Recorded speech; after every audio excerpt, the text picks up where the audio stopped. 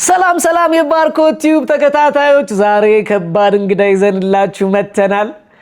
የዘጠናዎቹ የልጅነታችን ትውስታ በጣም የምንወደው ጌቼ ትርጉም በጌቾ እንኳን ደህና መጣ። እንኳን ደህና ቆየኸኝ። ሁሉ ሰላም እግዚአብሔር ይመስገን። ክቡራትና ክቡራን የባርኮት ቲዩብ ተከታታዮች እንግዲህ ይህ ሄሎ ቴክ አዌይ የተሰኘው ሾዋችን ነው። ሄሎ ቴክ አዌይ ሾው እንግዲህ በቤታችሁ በስራ ቦታችሁ አለያም እናንተ ባላችሁበት ቢሮአችሁም ሊሆን ይችላል ባላችሁበት ቦታ ቴክ አዌይ ምግብና መጠጦችን ይዘን መተን እንደ ቲፕ ደግሞ ታሪካችሁን ሰምተን የምንመለስበት ሄሎ ቴክ አዌይ የተሰኘ ፖድካስታችን ነው። አይ እናንተ ጋር መተንም ደግሞ እንደ ጌች ታሪካችንን እናካፍል ካላችሁም ደግሞ እሰየው። የሚነገር ታሪክ ኖሯችሁ ታሪካችሁን ለኛ ማካፈል ከፈለጋችሁ በእነዚህ ቁጥሮች እየደወላችሁ ታሪካችሁን አካፍሉን። እንግዶቻችን እንድትሆኑ በአክብሮት እንጋብዛለን። በጣም የማከብርህና የልጅነት ውስጤን የምትቀሰቅስብኝ በጣም የምወድ ሰው ነህና ስላገኘሁ በጣም ደስ ብሎኛል። እኔም በጣም ደስ ብሎኛል ስለመጣው ስለጋበዛችሁኝ። ታንኪዩ የቼ። ትርጉም ስራ እንዴት ነበረ? እንዴት ተጀመረ? ንገረን እስኪ በእናትህ። ትርጉም ስራ እንዴት ተጀመረ መሰለ? መርካቶ 7ኛ አካባቢ ላይ ስለሺ ዳቢን ታውቀዋለህ አይደል? ትርጉም በስለሺ? አዎ ትርጉም በስለሺ። እሱ እንግሊዘኛ መሰለኝ። እንግሊዘኛ የሚተረጉመው እና እኛ ጩጬ ሆነን እሱ የራሱ ቪዲዮ ቤት ነበረው እና እዛ ቪዲዮ ቤት ውስጥ ይተረጉማል እና ህፃናት አያስገባም። እንዲህ በቀዳዳ ምናምን ነው የምናየው በቆርቆሮ እና ያኔ ሻይ ምናምን እዛ ይሸጣል። አንድ ቀን ጋዝ ልኮኝ ስመጣ ሁሉም ተመስጠዋል። አስታውሳለሁ ፈርስት ናይት የሚል የሪቻርድ ጌሪ አድቬንቸር ፊልም ነው የሚታየው እና እሱን እየተረጎሙ ሁሉም እዛ ላይ ተመስጠው ሌላ ቀን ጋዙን ካስቀመጥኩታ ምናምን ነው የሚሉት። ቀስ ብዬ ከኋላ ቁጥጥ ብዬ አየሁት ማለት ሙሉ ፊልሙን። በቃ እኔም እንደዚህ ሰውዬ መሆን አለብኝ አልኩ። ስለሽ የሚተረጉመው እዛው ላይቭ ቁጭ ብሎ ነው? እዛው ላይቭ ቁጭ ብሎ ነው የራሱ ቪዲዮ ቤት ውስጥ ማለት ነው። እሺ። እና በዛ ወደዛ የተሳብኩት። ከዛ በኋላ ወደ ትርጉም ገባ ማለት ነው። እንዴት ለመድከው ግን? በማየት ነው። ሲኒማ አዲስ ከተማ የሚባል አለ እዛ መርካቶ። በ50 ሳንቲም 3 ፊልም ይታያል። 2 ህንድና 1 አሜሪካ ነው የሚታየው። ያው እያየን ዘፈኑ የተለያየ ነገር በልጅነት ደግሞ ፊልማቸው በጣም እንደምታውቀው በጣም እና በዘጠናዎቹ ደግሞ የነበረው ታሪክ አልነበረም። ያው እኛ ልጅ ሆነን ስናይ የነበረው የ70ዎቹ የ80ዎቹን ፊልም ነው። ያኔ የነበሩት ፊልሞች ለምሳሌ እነ ማዘር ኢንዲያ ያኔ ማዘር ኢንዲያ፣ ዲስኮ ዳንሰር፣ የአሚት ደግሞ ማርድ ኩሊ፣ እነዚህ በጣም በቃ ወቅት ምናምን የድሮ ፊልሞች ቢሆኑም እኛ ጋር ከረጅም ጊዜ በኋላ ስለሚመጡ እነሱን ነበር የምናየው። ደጋግመን ስናያቸው እየገባን አይ ፐርፌክሽኑ እንዴት መጣ? ለምሳሌ በህንደኛ ይሄ ፒያር ይሄ ፍቅር አይደል? ይሄ ማለት ይሄ ነው ብሎ የነገራችሁ ሰው የለም። ሶ እንዴት መጣ ማለት በማየት አሁን ለምሳሌ ሲደጋገም ይገባል። እኔ አሁን በጣም የመሰጠኝ ፊልም ለመጀመሪያ ጊዜ ያየሁት ላድላ ይባላል እና እናትየው ዊልቸር ላይ ነች። እሷን ይዞ ቤተክርስቲያን ምናምን እየሄደ እየተንከባከባት ዘፈን አለ። ያ ዘፈን ምን ይውል የሚለው ዘፈን ምናምን እያልኩ ኮሌክሽን አለ አይደል? ፊልም ከመጀመሩ በፊት እንደምታስታውሰው ኮሌክሽን ላይ ሲታይ በቃ በጣም ነው እንባ ምናምን የሚመጣው። እየለመድኩት መጣው። አይገርም? ትርጉሙ እየገባ መጣ ምን እንደሚላት። ከዛ እያለ እየጨመረ መጣ። ጓደኞቼም አሉ እነሱም የሚያውቁት እኔም የማውቀው እንነጋገራለን። ይሄ ማለት እኮ እንደዚህ ነው፣ ይሄ ማለት እኮ እንደዚህ ነው እንላለን። እና አጋጣሚ ሲኒማ አዲስ ከተማ ትልልቅ ሰዎች ይገባሉ፣ ልጆች ከፊት ነው የምንቀመጠው። ኮሜዲው ላይ ስንስቅ፣ የሚያሳዝነው ላይ ስናዝን፣ እንዲህ ነው ያሉ ምናምን ስንል እስቲና ንገረኝ መባል ጀመረ። እና የሆነ ጊዜ ላይ ማርድ ያሚትን እየተረጉምኩላቸው ለካ ድሮ ያውቁታል እነሱ ፊልሙን እና ደረቱ ላይ በጩቤ እንዲህ ይጽፋል። የልጁ ደረት ላይ ሲጽፍ እናትየው ሌሎቹ አረ በጩቤ ምናምን ሲሉ መርድኮ ደርነ ይለታ ይላል አሚት። ወንድ ልጅ አያመውም ብሎ የሚጽፈው እና አጨበጨቡ ማለት ነው። ከዛ እኔ ራሴ እንደማቅ ገባኝ በጭብጨባው። ስለዚህ በቃ በማየት ብቻ ነው የለመድክ? በማየት ነው። በጣም ነው የሚገርመው። ክፍያውስ እንዴት ነበር? አሪፍ ይከፍሏችሁ ነበር? የዛ በነፃ ነው ማለት በፍላጎት ነው። ስለሺ አስከፍሎ ነው። እኛ ሲኒማ ቤት ዝም ብለን ነው የምንገባው። ደግሞ ስለምንችል አያስከፍሉንም። የመንግስት ሲኒማ ነው ግን እዛ ያሉት ሰራተኞች ይወዱናል፣ በቃ ግቡ ምናምን ይላሉ፣ አያስከፍሉንም። በክፍያ የተጀመረው በ93 ወይ በ94 ዓመተ ምህረት ነው። ከመርካቶ መገናኛ እየመጣው ተረጉም ነበር። ዋሴ ሪከርድስ አይደለም፣ ቪዲዮ ቤት ቁጭ ብለን ላይቭ ማለት ነው። እና እኔ 8 ብር በአንድ ፊልም ይከፈላል። ብዙ እኮ ነው፣ ዘረፋ ነው እንጂ 8 ብር በቃ ቦስ ነው ለአንድ ፊልም። ስለዚህ በቀን 3 ፊልም ብትተረጉም እኮ 24 ብር አለ። 3 ተረጉማለሁ እና በ90ዎቹ 24 ብርን አስበው። ቀይ ወጥ 2 ብርና 2.50 ነበር። በጣም በቃ የቅልጥሙ ምኑ የተሟላ መገናኛ። አሁን የእንትና የሯጯ ህንጻ ያለበት አካባቢ ላይ አስታውሳለሁ፣ የሚገርም ቀይ ወጥ ይሸጥ ነበርና ከመርካቶ ደግሞ እንትን መገናኛ ባስ ስሙኒ ነበር። አይገርምም? ደርሶ መልስ በ50 ሳንቲም ነው። ያን ህዝብ ስለሌለ ተቀምጠ ሄደ ተቀምጠ የምትመጣው። አሁን እንደ ህዝብ ከመብዛታችን በፊት ያኔ ነፃ ነበር እንዴ? አሁንማ እኮ በቃ። ስለዚህ ሀብታም እኮ ነበር። ከሄቺ 24 ብር በቀን 2 ብር ከ50 የሚበላበት ምግብ ማለት። ስለዚህ በ7 ብር ከ50 እኮ ቆንጆ ቁርስ፣ ምሳ፣ እራት ትችላለህ ማለት ነው። ሌላም ነገር ጨምረህበት 7 ብር ከ50 አይፈጅም። አሁን የቀይ ወጥ ብር ከ50 አልኩ፣ ትልቅ ሆቴል ነው። ሌሎቹ ጋር ደግሞ ይቀንሳል፣ ብር ከ50 አለ። እንደዚህ ትንንሽ ቤቶች እንደ ማዘር ቤት አይነት ስገባ ደግሞ እንደዛ ነው። እና ሁሉ ነገር ደግሞ ንጹህ ነበር በወቅቱ ታስታውሳለህ መቼም። እና ያው ጩጬ ነህ ግን ታስታውሳለህ። እኛ ልጆች ሆነን እግዚአብሔር ምንም ነው የማረሰው። በቃ ድምጽህን ፈርስት ታይም የተገናኘ ነው ባለፈው ነው አይደል? ለአንድ ማስታወቂያ ስራ እንደውም አሪፍ ታየ እኮ እሱ ማስታወቂያ ወደ 3.5 በጣም ብዙ ሰው ነው የወደደው። በነገር ላይ እሱ ማስታወቂያ ደግመነው ነው። ከዛ በፊት ሰርተንላቸው አስቸኳይ ነበር የፈለጉትና አጣዳፊ በቃ ለነገ ይድረስ ምናምን ቢሉን ሰራ ነው፣ አልታየም። ከዛ ነው በነፃ ድጋሚ የሰራንላቸው። ድጋሚ የሰራ ነው ግን ከ3.5 ሚሊዮን በላይ ቪው መጣ። ወደ 5000 ወደ 6000 ኮሜንት ራሱ አድናቆት ነበር። በተለይ ጌቾን በቃ ይሄን ድምጼ ነው እንደ ጌች ምናምን። ያንተ ቤተሰቦች ደውለውልኛልም ደግሞ እንደዚህ በውስጥም የጻፉልኛሉ። በአካል አያውቁኝም ነበር፣ በድምጽ ነው። እና ብዙ ቤተሰቦች አሉ ሲደውሉልኝ ከጎንደር ከባህር ዳር እንዴ በጣም በመላው ኢትዮጵያ ነው። በመላው ኢትዮጵያ ጌች ይታወቃል። ከዛ በኋላ ቪዲዮ ላይቭ ከመተርጎም ውጭ ደግሞ እየተከፈላችሁ ደግሞ ተተረጉሙ ነበር አይደል? ዋሴ ሪካርድ ዋቢ ጋር። እሱስ እንዴት ነበር? ጥሩ ታገኙ ነበር? እሱ ከ20 ብር ነው የጀመረው። ከዛ ያው እኔ ምንድነው ከሰሩ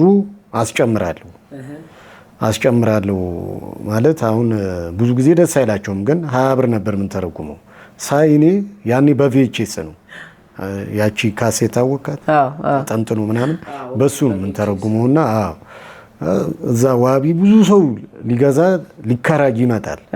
ሰው በጨመረ ቁጥር ይሄን ያልጨምሯል እላለሁ። አረ አንተ ተጋበኛ ነህ ሲሉ ይሄዳለሁ እተዋለሁ ማለት ነው። ከዛ ይደውሉልኛል እመጣለሁ እያለ 200 ብር ገባ ያኔ። አረ ላንድ በለው ሁለት ከተረጎምክ በቃ ቦስ ነህ እንዴ። ብዙ እኮ ነው ግን እግዚአብሔር በጣም እና 90ዎቹ ላይ ለሁለት ፊልም 400 ብር በጣም ብዙ ነው። የት ሰፈር ነው ጌቼ? የምን ሰፈር ልጅ ነህ?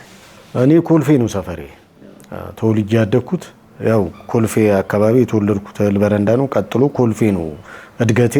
የኮልፌ ልጅ የሚባለው ግን እድሬም ቁቤም መላ ላይፍ ያለው መርካቶ ነው። የመርክዬ ልጅ በቃ እዛ ነው ሙሉ።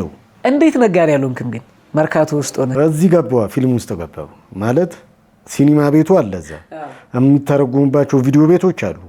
እንደውም እኔ ስራ ስጀምር እዛ መዋል ስለሚደብረኝ እዚህ መገናኛ ሾላ እና ኮተቤ እንደውም ጉርድ ሾላ አወቅኩ አይደል? አንድ ጓደኛዬ አሁን ነብሱን ይማረው ዋለልኝ ሁሴን ይባላል፣ አንድ ሰውነት የሚባል ልጅ እሱም አለ፣ ይተረጉሙ ነበር። እዚህ እነሱ ጋር መመጣ ነበር እና ከጉርድ ሾላ በኋላ ያለው አካባቢ ገና ሪል ስቴት ተጀምሮ ጫካ ነበር በ95 አካባቢ ይመስለኛል።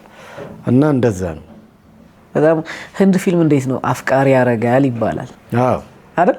እውነት ነው። የምር አፍቃሪ ነው የሚያደርገው ይላል።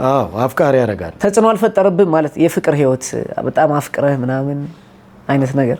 እኔ እንኳን በፊልሙ አይደለም ድንገት ሳላስበው የሆነ ጊዜ ነው ፍቅር ያዘኝ። እኔ ትንሽ እጠነቀቃለሁ ፍቅር ላይ እና ለምን ከዛ በፊት የገጠመ ነገር ነበር?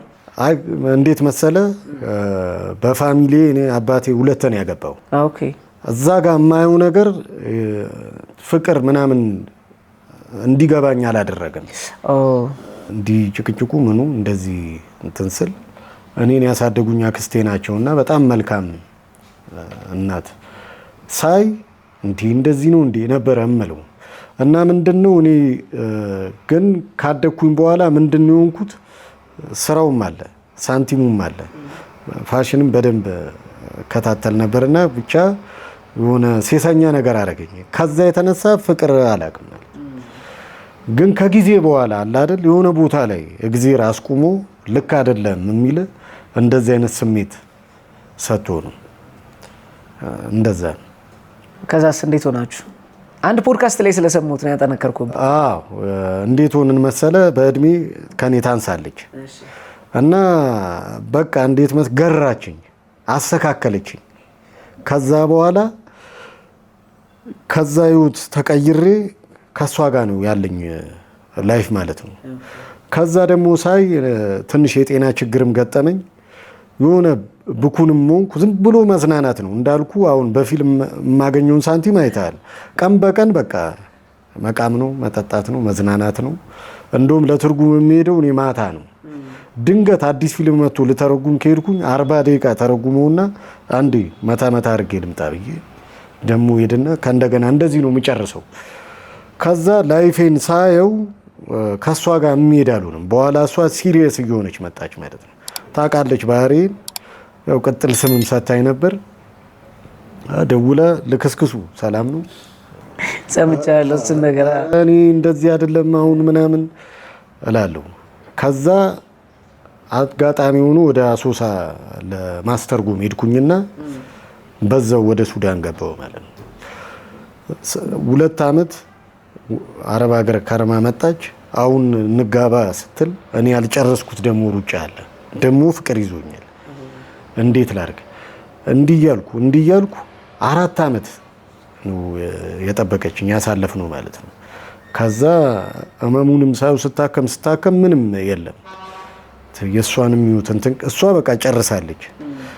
ከማበላሽ እኔም ደግሞ እዚህ ዝም ብዬ ቡኩን ከመሆን ለምን አልቆሰቁሰውም ብዬ በዛው ማለት ነው። የት ሄድክ? ሱዳን ገባው። እሺ። ከዛ ቆይቼ ደግሞ ተመልሼ ሱዳን ምን ሰራ? ምንም አልሰራውም። ያው በድምጼም ስለምታወቅ ወደ ሊቢያ ለመሻገር ብዙ ጥረት አድርጌ ነበር። ያን ያልተሳካልኝም። ግን ከዛ በኋላ በኮሮና ሰዓት ድጋሚ ሄጄ ነበር። ከሷ ጋር የነበረን የፍቅር ግንኙነት ለመጨረስ ወደ ሱዳን እንድሄድ አደረገኝ ማለት ነው። ይሄን ያህል ከባድ ተጽዕኖ ያደርጋል ፍቅር። ይሄን ያህል ከወደድካት ግን ለምን አብረ መሆን ፈራህ? ጤናዬን ሳየው የሽንት መጀመሪያ ኢንፌክሽን ነው ነበረ እና መድኃኒት መዋጥ ነው ጭራሽ የጨጓራ በሽተኛ ሆንኩኝ። ከረጅም አመት በኋላ በ2013 በፈረንጆች ጳውሎስ ሆስፒታል ማሽን መጥቷል ተባለ፣ ሲስኮስኮፒ። ከዛ በፊት አልነበረም። ካሜራ በብልት ገብቶ ምርመራ የሚደረገውና በጣም ስቃይ ያለው። ከዛ ኦፕሬሽን ትሆናለህ ተባለ። ሆንኩ 6 ወር ምናምን ሰላም ሆንኩኝ። መልሶ ደግሞ እንትን አለ። አሁንም እንደዛ ሲል አራ አልኩና በቃ አሁን መጀመሪያ ራሴን ላስተካክል ከዛ በኋላ አልኩኝ። እሷ ደግሞ በቃ ቸኮለች። ትክክልም ናት። እህቶች ታውቃለህ ከወደዱ አንድ ቁም ነገር ውስጥ ነው የሚገቡትና እኔንም ቀይራኛለች። እግዚአብሔር ይባርካት። ከዛ ጊዜ በኋላ በሷ የተነሳ የተቀየርኩ እስካሁን አለው ማለት ነው። በጣም ደስ ይላል። ከህመም ጋር በተያያዘ እንደውም አንዳንድ ወረቀት እያየሁኝ ነበርና አይ ቲንክ ህንድ ኤምባሲ የሆነ ሕክምና ነገር አመቻችቶልሃል። አዎ ይሄ የምታየው ሜዲካቨር ሆስፒታል ሃይደራባድ የሚገኝ የጀርባ አጥንት ችግር አለብኝ፣ እሱን ሊያክመኝ። ማክስ የሚባል ደግሞ ኒው ዴሊ የሚገኝ ትልቅ ሆስፒታል ይሄ የሽንት ፊኛ ጥበቱን እዛ ድጋሚ ምርመራ ተደርጎ ትታከማለህ በሚል ያመቻቸልኝ ኤምባሲው ነው። እግዚአብሔር ይስጣቸው። እነዚህም ሰዎች ጠርተውኛል። ያው ፊዛውም ተመቷል። ተመልካቾች እንዳዩት ነው። ያው ተመቷል። እግዚአብሔር የተመሰገነ ይሁን። ይሄ የኢትዮጵያን ቅልቦች ጸሎትና ድጋፍ ነው። አሁን ይሄ እዚህ ጋር የምታየው ምንድነው? ይሄ ጅማ ሆስፒታል ውስጥ ለመጨረሻ ጊዜ ህንድ ሄጄ እንድታከም ምክንያት የሆኑ እዛ ያሉ ሆስፒታሎችም ሲያዩት እንዳልኩ ኢትዮጵያ ውስጥ ያለው ማሽን ሲስኮስኮፒ ነው። መመርመሪያው ብልት ውስጥ ነው የሚገባው ካሜራው። ይሄኛው ግን ሽንትህን ሲሸና ይሄንን ሬት ያሳያል፣ ይታያል አይደል? ይሄ ጤነኛ ሰው ከዚህ አንስቶ እዚህ ወይስ ከዛ ድረስ ሊሸና ይችላል። የኔ ግን በተፈጥሮ ጠባብ ስለሆነ ይጨነቅና ይዘጋዋል። ከዛ እዚህ ጋር ይሄ ነው የሚመጣው። ይሄ የምርመራ ማሽን ያለው ጅማ ነው፣ ጊቤ ክሊኒክ ይባላል።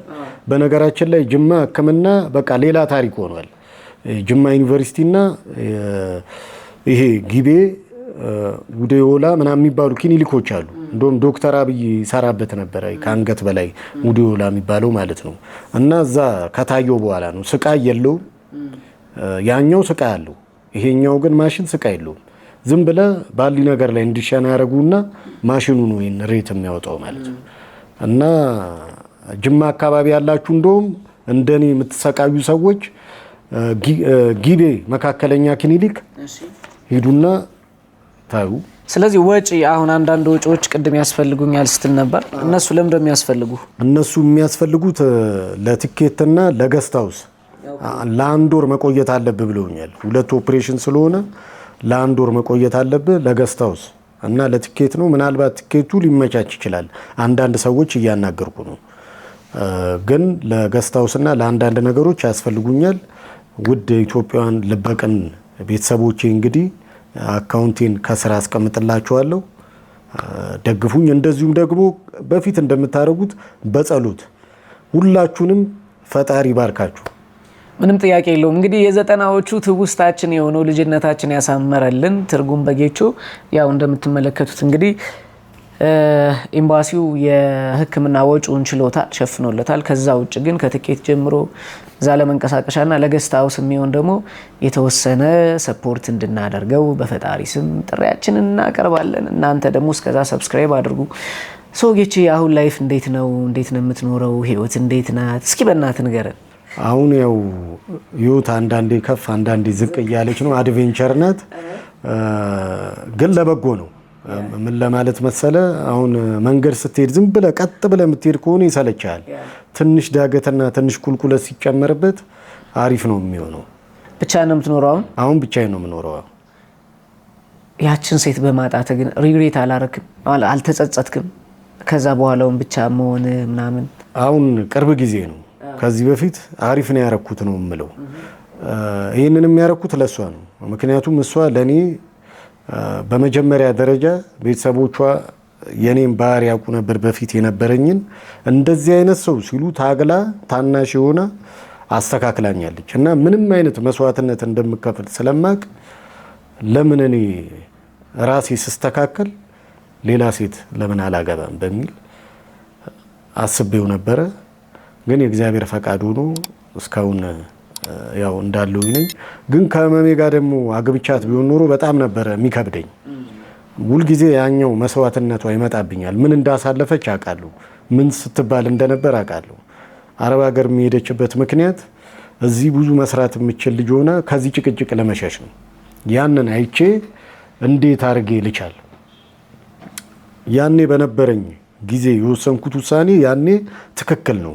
አሁን ግን አንዳንዴ በሚሰማኝ ብቸኝነት እንደሷ እኮ የሚረዳኝ የለም እላለሁ እና አሁንም ከ2-3 ዓመት በፊት ብዙ ሴቶች ጠይቀውኛል። ነውም አንዷ እረዳሃለሁ ምናምን ስትለኝ አይ ከዚህ ካልተገላገልኩ ይቅርብኝ ብዬ ነው እና ይኸው ጊዜ ደርሶ እንግዲህ እግዚአብሔር ሊገላግለኝ ይመስለኛል። ሜዲከቨር ሆስፒታል ሃይድራባድ ያለውና ማክስ ስፔሻሊቲ ሆስፒታልን በጣም አመሰግናለሁ። በነገራችን ላይ እኔ ማስታወቂያ ያሰራላቸው ሐኪሞች የመጡት ከማክስ ከማክስ ሆስፒታል ነግሮኛል። አንደኛ እኮ ኮንታክት እኮ አድርጉ ብያችሁ ነበር። ያኔ በጣም ወረፋ በዛባቸው። ኦኬ፣ ለዛ ነው። ህንድ ሄደህ ታውቃለህ? ከዚህ በፊት በ2001 ሄጃለሁ። ለምን ስራ? የዲፒሽንዴ ዘመዶች ናቸው ይዘውኝ የሄዱትና አሁን ቃና ላይ እንደሚታየው የዳብድ ቲቪ ውስጥ አያለቅም። ዲፒሽንዴ አሁን ኢትዮጵያ ውስጥ ነው ያለው ወይንስ በህይወት ያለ አይመስለኝም። በእውነት እንደዛ አይነት ነገር ሰምቻለሁ። ምን ነበር የሚሰራው ግን ዲፒሽንዴ ኢትዮጵያ ውስጥ ዘፈን ብቻ ወይስ አይደለም? እዚህ የተለያዩ ስራዎች ይሰራ ነበር። ከዚህ በፊት ኢስት አፍሪካ ውስጥም ሼር ነበረ። እንደዚህ የተለያዩ ስራዎች ይሰራል። ኢትዮጵያን በጣም የሚወድ ሰው ነው። በተለይ የሱ ዘመድ ረንጂት ቻክራፖርቲ ይባላሉ። ለኢትዮጵያ ያላቸው ፍቅር በጣም ይገርመኛል። እሳቸውም በህይወት የሉም። ሰው ህንድ ሄደ ምን አደረክ ታዲያ? ዳብድ እንዴት እንደሚሰራ እንዴት እንደሚሰራ እሱን በፍጥነት አይተን መጣንና ሰርተን ኢቲቪ አስገብተን ነበር። ያኔ ነፍሳቸውን ይማረው ወይዘሮ ኢትዮጵያ ነበሩ የፊልም ክፍል ኃላፊ። ታላቅ ፊልም ምናምን ሲታይ አይተው ወደውት ነበር። ቀጠሮ ሰጡ። ያኔ ክፈሉን ነበር እኛ የምንለው ሌላ አማራጭ ስላልነበረ እና የተጠየቁት ውድ ስለሆነ እነዚሁ ሰዎች ናቸው። ረንጂት ቻክራፖርቲና አንደኛው ቸንደን ይባላል። እሱ እንኳን አላውንም ኮንታክት እናደርጋለን ጠየቅናቸው። ከዛ ቀጠሮ ሲሰጡን እሳቸው ሞቱ። ቀጥሎ አቶ ሰለሞን የሚባሉ ነበሩ። እሳቸውም ወደዱት። እንደዚሁ በቀጠሮ በምን ሲንዛዛ ቀረ ማለት ነው።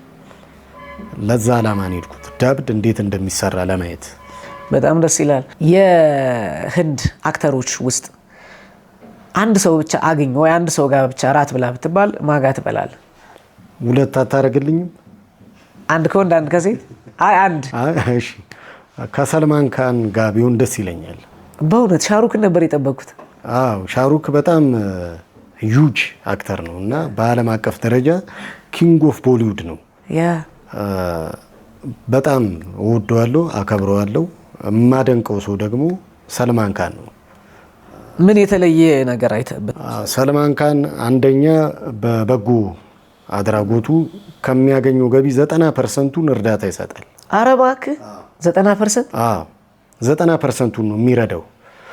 በሁለተኛ ደረጃ ጉግል አድርገህ አንተ በጣም ነው የሚገርም። አዎ በሁለተኛ ደረጃ ለ14 ዓመት ልጅ መቀኔውን የሰጠ ሰው ነው። ሉኬሚያ ላለባት ልጅ አድናቂዎቹን ጠይቆ የሚሰጣት የሚለግስ ሲያጣ ሰጣት ማለት ነው። በሶስተኛ ደረጃ ደግሞ እነዚህ አክተሮች ምናምን ሲያጡ ሲታመሙ የተለያየ ነገር እንደ ተቸገሩ ካወቀ ቀድሞ ነው የሚገኘው። እንደዚሁም ቅርብ ጊዜ ቤንጃብ ውስጥ ጎርፍ አጥለቅልቆ ነበር። አሁንም እንደዚሁ በቃ ቀድሞ ይገኛል በቻሪቲ። በጣም ነው የሚገርም። ግን እንትን ይባላል እንደ ወሬ ሻሩክና ሳልማን እኮ አይስማሙም። የሆነ ልጆች ያለን ትዝ ይለኛል። የምር እንደዚህ አይነት ነገር አለ? እንደዚህ አይነት በሆነ ጊዜ ላይ ትንሽ መንገጫገጭ ነገር ተፈጥሮ ነበር በመካከላቸው ያለ መግባባት። ግን ይህንን እንትን የሚሉት ህንድ ውስጥም እንደዛ ይባላል። አድናቂዎቻቸው ከስር ስለሚፎካከሩ ነው። እና እነሱ እንኳን አሁን በጣም ኃይለኛ መዋደድ መከባበር ላይ ነው ያሉት። በሄዱበት መድረክ ላይ ይናገራሉ። እንደዛ ነው እና ለዚህ ነው ከሱ ጋር ራት በበላ ደስ ይለኛል። በጎ ሰው። እሺ ሁለተኛ ልጨምርልህ። አሚር ካን ደግሞ ቢሆንልኝ። አሚር በጣም ነው የምወደው ራስ። ይሄ እንትን የሚል ፊልም አለው 3 ኢዲየትስ። አዎ 3 ኢዲየትስ በቃ ዓለምን የነቀነቀ ፊልም ነው። ፊልሞቹ በነገራችን ላይ በደንብ ተረጋግቶ አጥንቶ ለማስተማር ዓላማ ነው የሚሰራው። ማርኬቲንግ አይደለም። በ4 ዓመት ወይ በ2 ዓመት አንዴ ነው የሚሰራው። እና ፊልሞቹን እንዳለ ስታያቸው ከማስተማር አልፎ ተርፎ ከአይምሮ አይጠፉ። አሁን ያንዳንዶቹ አዝናንተው በዛው እንትን ሊሉ ይችላሉ። የሱ ግን ላይፍ ናቸው። እና በዛ ነው የምወደው። እሱም በጎ አድራጎት ላይ አንደኛ ነው። ግን አንዳንድ ሰው የህንድ ፊልም የሆነ እንትን ያረጋል ይላል። ጂል ያረጋል። በነገራችን ላይ እንግዲህ እዚህ ኢትዮጵያ ውስጥ እንዳየኸው ብዙ ፊልሞች ከአንድ ፊልም ይኮረጃሉ። ጅሉ ማን ነው ታዲያ? እንደዛ ነው። ኧረ ጨዋታ። የሆሊውድ ፊልም አለ አይደል? ከሆሊውድ ቀጥሎ እኮ ያለው ቦሊውድ ነው። ሌላ ማን አለ እንግዲህ? እንትን እኮ ነው ጌቼ ግነት። አሁን ለምሳሌ የአሜሪካ ፊልም ስታይ የሆነ መኪና የሚያንጠለጥለው ሰውዬ በሆነ ምክንያት የሆነ እጽ በልቷል ወይ የሆነ ፓወር አለው ምናምን ያን ከነገሩን በኋላ ነው ከዛ በዚህ ምክንያት ነው የሚያንጠለጥለው ይላሉ። ለምሳሌ ስፓይደርማን ስትመለከት ሸረሪት ነደፈችው ከዛ የሸረሪት ድር ምናምን። ህንድ ላይ ስትሄድ የሆነ ደላላ አውሮፕላን ሊያስቆም ይችላል። እንደዚህ ለምን እንደሆነ ልነግርህ ነው። አሜሪካና ህንድ አይፎካከሩም። ሆሊውድ በመላው ዓለም ላይ ተመልካች ያለው የሆሊውድ ይቅርታ ሆሊውድ ምንድነው ብዙ ነገሮችን ፐርፌክት አድርጎ ነው የሚሰራው። ለምሳሌ ስለ ስለላ ብቃታቸው በፊልም ነው ዓለምን የሰበኩት። ስለ ላይፍ ስታይላቸው የተለያዩ ነገሮችን በፊልማቸው ነው እና ፊልማቸው እውነት ነው ይመስለው እያንዳንዱ ነገር አክሽናቸው ራሱ የእውነት አይመታውም ግን የመታው ነው ይመስለው። ህንድ ፊልም ላይ ፎልቶች አይጠፉም። ለምሳሌ ግነትን ስናየው ከማርኬቲንግ አንፃር ነው። ሆሊውድ የሚሰራው ለዓለም አቀፍ ነው። ህንድ ፊልም ደግሞ የሚሰራው ለሀገራቸው ነው፣ ለሀገራቸው ተመልካች ነው። ሶ የሀገራቸው ተመልካች ምን ይፈልጋል የሚለውን እነሱ ያውቁታል። የሀገራቸው ተመልካች ደግሞ ምን አይነት ነው ስትል ፊልም ፌክ እንደሆነ ያውቃል። እኛንን ልክ እንደ ትክክለኛ ነገር እንደውም አሁን እየሰለጠንን መተን ነው እንጂ በፊት እኮ እንደ ፈጣሪ ቃል እኮ እንወስደዋለን። የአክተሩን ቃል እሱ ስላለ የሚል ነገር እንል ነበር እና ህንድ ፊልም ስናይ በእነሱ ደረጃ ብናይ በራሳችን እኮ ስለምናመጣው ነው። እንደ ውሸት ታዲያ እዛ ጋር የሚታየው ነገር ሁሉ እውነት ነው እንዴ? ለምሳሌ ከ20 ዓመት በኋላ ብሎ ይጽፍና እኛ ገዛ የተቀመጥነው ግፋ ቢል 3 ሰዓት ነው። ይሄም እኮ ውሸት ነው። እንደዚህ ማየት ስለማንችል ነው። ሌላው በቲያትር ቋንቋ ሜሎዲ ይባላል። ለምሳሌ ስታወራም አካብደ ነው፣ ስታለቅስም አካብደ ነው። ግነቱም ለዛ ነው እና የቦሊውድ ለምሳሌ ፊልም በዓለም አቀፍ ደረጃ ትልቅ ተቀባይነት አግኝቷል። ራሻ ይታያል፣ እንግሊዝ ይታያል፣ ፈረንሳይ ይታያል፣ አሜሪካ ይታያል። አሁን የአሚር ያነሳናቸው 3 ኢዲየት፣ ፒኬ፣ ሴክሬት ሱፐርስታር፣ ዳንግል የሚሉ ፊልሞች ቻይና ውስጥ ነው በጣም የሸቀሉት። ይሄን ያህል ነው የሚታይላቸው ማለት ነው። አሁን ግነት ያለበት ደግሞ የደቡቦቹ መታየት ጀምሯል። የደቡቦቹ ደግሞ ስቶሪ አያልቅባቸውም እና የታሪክ አወቃቀራቸው በጣም ምርጥ ነው። ለምሳሌ አራርን ካየኸው ኦስካር የታጨ ነው ፊልሙ። ዘፈኑ እንደውም ሳይሸለም የቀረ አይመስለኝም። ባሁበሊን ደግሞ ስታየው ፖስተሩ ጊኒየስ ቡክ ላይ ገብቷል። እንደዚህ ነው። የአሜሪካ ቦክስ ኦፊስ ውስጥ ፊልማቸው ይገባል፣ ለእጩነት ይገባል። ለምሳሌ አሚርን እንዳነሳ ነው ለጋን የሚል ፊልም እጩ ነበር በ1982 ያኔ ከማል ሃሰን የኦስካር እጩ ነበር። ይህንን እንዴት አድርገን ነው የምናነጻጽረው? ከሆሊውድ ቀጥሎ ቦሊውድ ነው ያለው ማለት ነው። ግን ስህተቶች አሉ፣ ድክመቶች አሉ በጣም እነሱን እኛ መተቸት እንችላለን አይመስለኝም። ይሄ አልተመቸኝም፣ ይሄ ተጋኗል፣ ስቶሪው አሪፍ ነው እየተባባልን አይደል? እዚህ ድረስ ነው እኛ የምንችለው። ግን የህንድ ፊልም አይረባም ብንል እኛ ፊልም ሰርተናል ወይ? እሱን እምንተቸው እኮ እኛ ነን። ይህንን ነው እንደዚህ ስንነጋገር አንዳንድ ሰው ህንድ ፊልምና ከረሜላ ለህፃናት ነው ይላል። አረ እኛም ፊልም አብዛኛው የሚኮረጀው ከዛ ነው ብለን አርስት ስንሰጣቸው እንትን ይላሉ። ለምሳሌ በ1998 ኢቲቪ ላይ ቀርቤ ነበር። እሺ። እና ጋዜጠኛው ሲጠይቀኝ ነገርኩት።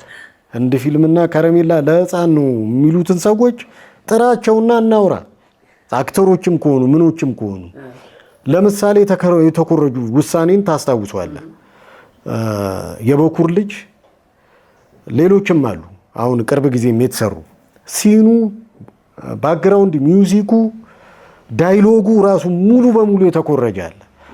መኮረጅ ችግር የለውም እምልህ ህንዶችም እኮ ይኮርጃሉ። አዘሴም ታይም ሆሊውድ ከቦሊውድ ይኮርጃል። የቱርካውን ተከታታይ ድራማዎች አሉ አይደል? አብዛኛው እነሱም ከቦሊውድ ይወስዳሉ። ቦሊውድም ይኮርጃል። አልኮረጀም የሚባለው አዳም ብቻ ነው። እሱም የመጀመሪያው ሰው ስለሆነ ለምሳሌ አሁን ቴስላ የሚባለውን ሰውዬ ቶም ኤዲሰን ሸውዶታል የሚባል ነገር አለ። በገንዘብ የሱን ፎርሙላ ነው የወሰደው። መኮራረጅ ያለ ነው። ግን አሳምረት ሰራዋል ወይ?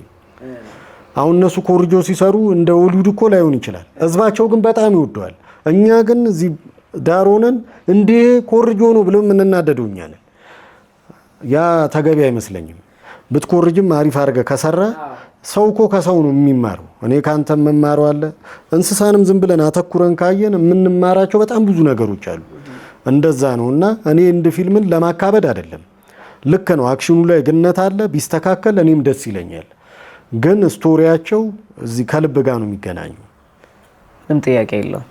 በሌሊት ሁላ ነው አሉ ፊልም የሚታየው ሌሊት 5 ሰዓት እና ፊልም እንደ ባህላቸው ነገር ነው። በቃ በጣም እንትን ብሏል። 24 ሰዓት ይታያል ፊልም። ለምሳሌ ሾሌ የሚለው አሚትና ዳርሜንድራ የሚሰሩበት ፊልም እስካሁን ድረስ ሲኒማ ቤት ይታያል። ዲልዋሌ ዱለኒያ ሌጃንግ የሚለው የሻሩክ የነቀነቀ ፊልም ማራታ ሲኒማ የሚባል አሁንም ይታያል። ይሄ ለፊልም ያላቸውን ፍቅር ነው የምልህ። አይሰለቹም። እያንዳንዷን ሲል ለቅመው ነው የሚያዩት። እዚህ ጋር እኮ እንደዚህ ያለ፣ እዚህ ጋር እኮ እንደዚህ ያለ።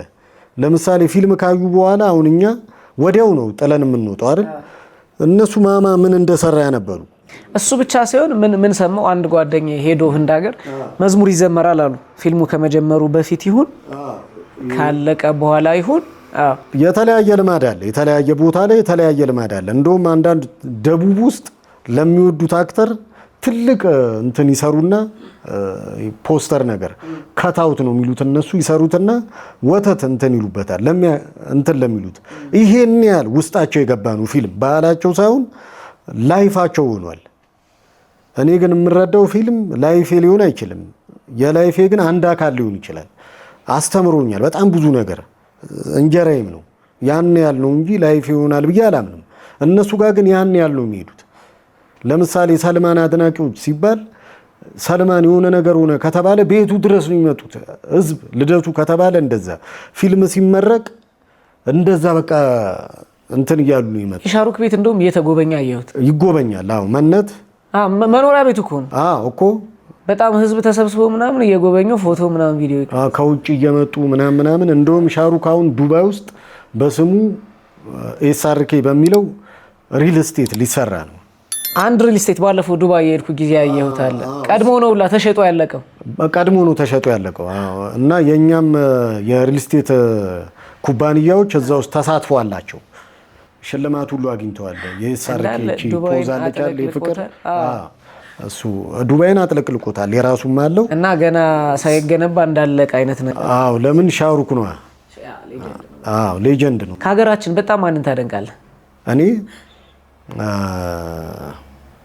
አንድ ከወንድ አንድ ከሴት አይ ብዙ አሉ በጣም የምወዳቸው። አንድ ነው የምትመርጠው ነው? ኧረ ተው አስመረጠኝ ግድ የለም። እሺ ምረጥ። ግሩም ኤርሚያስ በጣም ደስ ይለኛል። አለማየሁ ታደሰ ቲያትርም ስለሚችል አንተ ምርጫችን እንዴት ነው? እሺ ደግሞ አንድ ልጅ ስሙ ጠፍቶኝ ነው በጣም ኮሜዲ የሚችል ረጅም ልጅ ብዙ የአማርኛ ፊልሞች ላይ አለ። አሁን ስሙ ጠፋኝ። ቀይ ነው ጥቁር ነው አጭር ረጅም ነው ጠይም ብዙ የአማርኛ ፊልሞች ላይ ፍቅር ፊልም ምንም አለው። ምኑ ይመቸኛል መሰለ ልጁ እንደዚህ በተፈጥሮ የሆነ ተራቢ ሰፈር ውስጥ ልጆች የሚያዝናና ይመስለኛል። እና በቃ አይጠፋበትም ፊልም ላይ ሳየው። አሁን አንዳንዶችን ሳይ ከልምድ እንደዚህ ሳይና እሱን ሳየው በጣም የሚለዩብኝ ማን ነበረ ስሙ በእናትህ ዓለም ሰገደ ዓለም ሰገደው በጣም ምኑ ይመቸኛል መሰለ በቃ ተሰጦ ነው። እየተወነው ላኩ አይመስልም። እሱን እኮ ነው የምልህ። አሁን ይባንንባል። አሁን አንዳንድ ቦታ ኦቨር ሪያክት ምናምን እስቲ እሱን ፊልሞች ያቸው የሱ ፊልም ላይ እኔ ኦቨር ሪያክት ያየሁትና ፊልም የመሰለኝ ይሄን ባልሰጡት ያልኩት የድሬዳዋ ነዋሪ ሆኖ ነገር የሚሰራው አለ። እሱ ብቻ ሊመጣለት አልቻለም። ለምን እዛ ድሬዳዋ ስለኖርኩኝ። አረ እኔ ግን ወድጄ ያለው እሱ ነገር እኔ ደግሞ አልተመቸኝም። እንደዛ እዛ ያለውን ካልቸር ስለማውቀው ነው እንትን አለበት እንጂ እሱ ከዛ ውጭ የሰራቸውን ሳያቸው በጣም የሚመቸኝ። ጌች ይሄ ንግግራቸው ተጽዕኖ ፈጥሮብህ ስትተረጉም ምናምን እንደነሱ ለምሳሌ ወይ ኦፊስ ውስጥ ወይ ፍቅረኛ ጋር ምናምን እንደነሱ አውርተህ አታውቅም? ኧረ እኔ ሳንቺን እንትን እወድሻለሁ ምናምን አሁን እንደማወራው ነው በነገራችን ላይ ትርጉሜም። ግን ትርጉም ላይም የሆነ ዜማ አለው እንደ ፊልሞቹ ነው። ፊልሙ ላይ እንደዛ የሚያስብል ከሆነ አሁን ለምን ተመልካቾችን የሚወዱ ብዙ ተርጓሚ አለ። ካራክተር ውስጥ ነው የምገባው። ስለምገባ ከፍ ሲሉ ከፍ እላለሁ፣ ዝቅ ሲሉ ዝቅ እላለሁ። እና ብዙ ጊዜ በፊት በ90ዎቹ አሳዛኝ ፊልም በቃ በኃይለኛ ክፍያ መተርጉሙ ያለበለዚያ አልቀበልም። ለምን አሳዘኝ ሙሉ ሳዝን ነው ሙሉ ይሰራብኛል። ስለዚህ ለማዘን ፕላስ ታስጨምራለህ።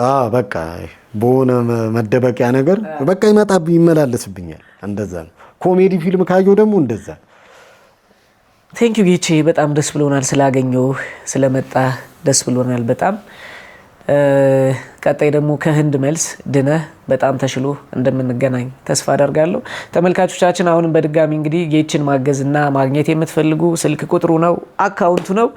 ጌችን ወንድማችንን አለንልህ በሉት። ጌቼ ቴንክ ዩ በጣም። እኔም በጣም አመሰግናለሁ።